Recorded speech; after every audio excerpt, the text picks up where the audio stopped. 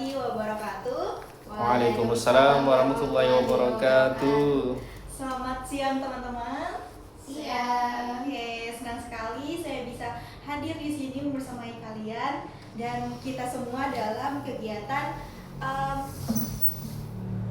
namanya ini Kelas dalam kegiatan pelatihan public speaking. Oke. Saya pertama-tama mengapresiasi dulu kepada Rina, kemudian Vika dan Bang Najar yang telah hadir di sini dalam kegiatan yang sama. Kemudian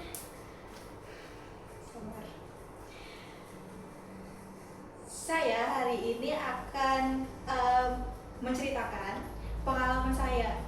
Jadi ini sebenarnya udah dari beberapa hari yang lalu ya,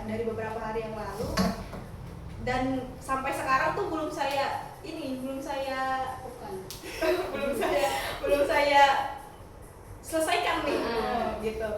Jadi kemarin itu beberapa hari yang lalu itu sampai sekarang itu tuh ada trouble ternyata di motor saya, terutama di bagian ban.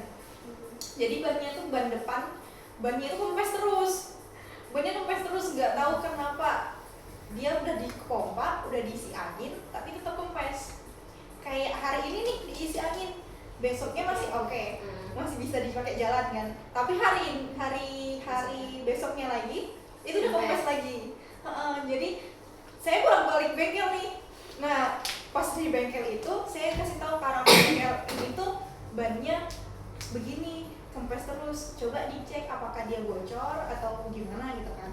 Tapi orang bengkel selalu bilang ini kurang angin aja, jadi dia cuma diisi angin aja gitu, kayak ya udah deh isi angin gitu. Cuman habis diisi angin ternyata tetap kempes lagi. Nah tadi juga pas saya mau kesini itu juga kempes ternyata bannya. Tapi kayak karena saya buru-buru, takutnya teman-teman di sini sudah nunggu, jadi saya nggak mampir ke bengkel karena nanti aja lah pulang dari sini baru saya ke bengkel gitu. Nah itu kayaknya nanti mungkin langsung ke bengkel besar kali ya untuk ngecek apakah emang ada kebocoran. Takutnya emang bocor karena udah berkali-kali di pompa tetap kempes gitu. Ya itu cerita pengalaman saya yang dari beberapa hari lalu sampai sekarang yang belum saya tangani dengan baik, dengan benar-benar selesai gitu masalahnya itu. Oke. Terima kasih teman-teman atas perhatiannya. Saya Yesupia. Oke, Pilih aja temannya langsung. Siapa pilih? Rina. Ayo Rina.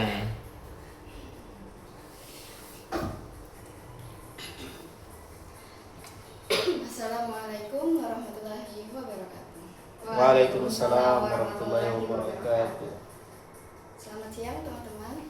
Siang. Saya pertama-tama terima kasih kepada Kak Pika, Kak Iis, karena Bang Najar yang telah meluangkan waktunya untuk datang ke dalam pelatihan public speaking pada hari ini. Pada hari ini saya akan menceritakan yang saya nonton kemarin sore tentang Ibnu Sina. Ibnu Sina itu di dalam video edukasi itu dia tuh walaupun banyak tantangan di dalam hidupnya gitu kan, tapi si Din tuh mengeluarkan banyak buku-buku ilmu kan. Waktu pas belasan tahun, pas umur 9 tahun atau 8 tahun lah, itu abahnya meninggal. Terus waktu pas umur 17 tahun si Din tuh dikeluarkan dari kotanya. Habis itu umur 30 tahunan si Din tuh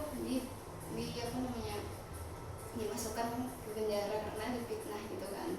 Habis itu umur 40 tahun si Din tuh berhasil kabur. Habis itu dimasukkan lagi ke dalam penjara gitu. Tapi karena si Din ini pengen mengeluarkan ilmu, jadi si Din dalam penjara tuh menulis sebuah karya banyak gitu kan. Nah itu tuh caranya ada berapa cara ya? 3 kalau nggak salah. Pertama dia tuh ilmunya tuh nggak di dalam kepala aja, tapi dia tuh memahami materi pelajarannya itu bagaimana gitu. Jadi nggak cuma baca buku, tapi dia tuh memahami. Jadi dia bisa menulis apapun yang ada di dalam buku itu yang sudah dibaca beliau. Terus itu yang kedua, beliau juga apa namanya? Kalau misalnya kan kita tuh ada kan masa kayak emosi kita tuh tertumpuk gitu kan. Nah kita tuh harus ada meluangkan waktu misalnya 1 jaman aja gitu. Nah tapi setelah satu jam itu kita tuh nggak boleh lagi mengeluarkan emosi kita. Kita harus fokus menulis itu lagi gitu, sebuah karya itu. Habis itu mungkin itu aja yang saya ingat. Terima kasih, saya Rina Yanti.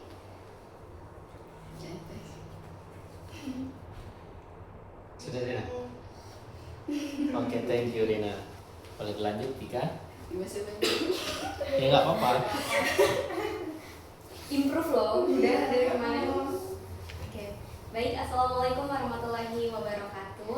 Waalaikumsalam warahmatullahi wabarakatuh. Selamat pagi teman-teman semua.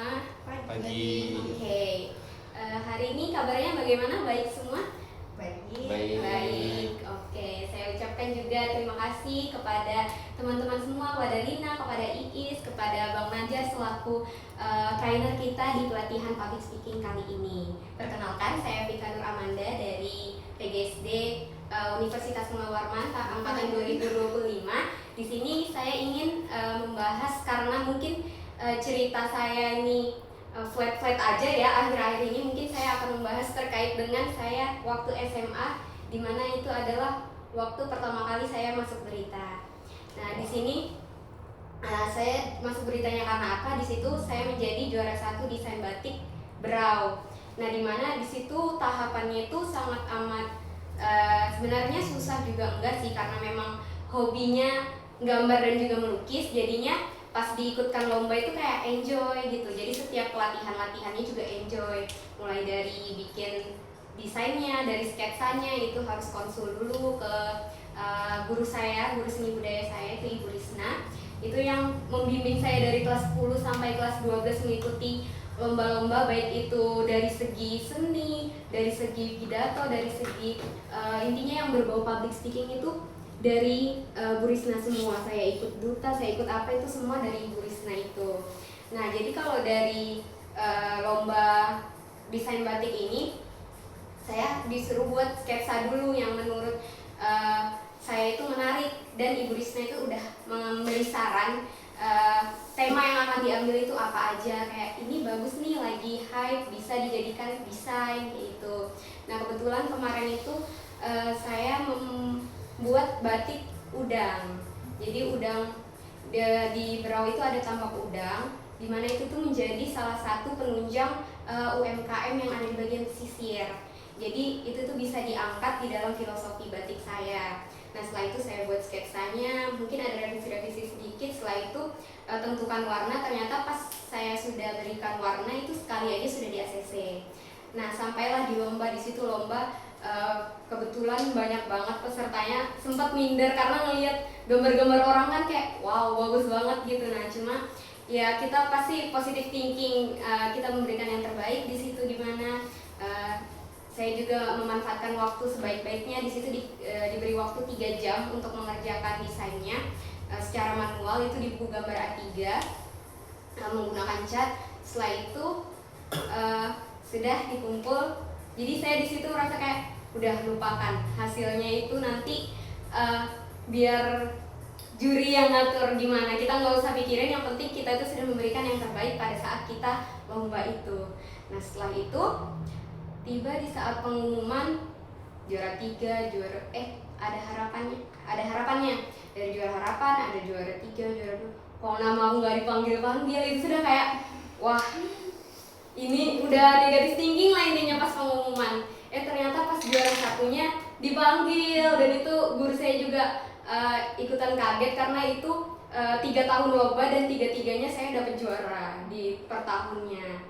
entah itu ada yang juara 3, ada yang juara 2. Nah yang di itu tuh ada dapat di juara 1. Nah setelah itu setelah beberapa hari pengumuman lomba, saya ada di kontak sama Brau Terkini untuk diwawancara. Nah setelah diwawancara ternyata terbit beritanya di Brau Terkini, dan di situ saya merasa bangga pada usaha diri saya sendiri pada saat itu, karena untuk mencapai hal ini juga nggak mudah, karena dari saya lomba kelas 10, kelas 11 itu dapat juara tapi tidak pernah sampai masuk ke berita ini. Nah pas juara 1 ini saya masuk berita, di situ sangat merasa senang sekali karena ada apresiasi dari pihak beritanya untuk mengangkat pemenang-pemenang dari lomba tersebut. Seperti itu. Mungkin segitu saja cerita dari saya, cerita singkat. Terima kasih yang sudah mendengarkan cerita saya sampai habis ya teman-teman semua. Saya Beka Nur Amanda. Wassalamualaikum warahmatullahi wabarakatuh. Waalaikumsalam warahmatullahi wabarakatuh. Thank you. Sangat menginspirasi. Okay, sit down please.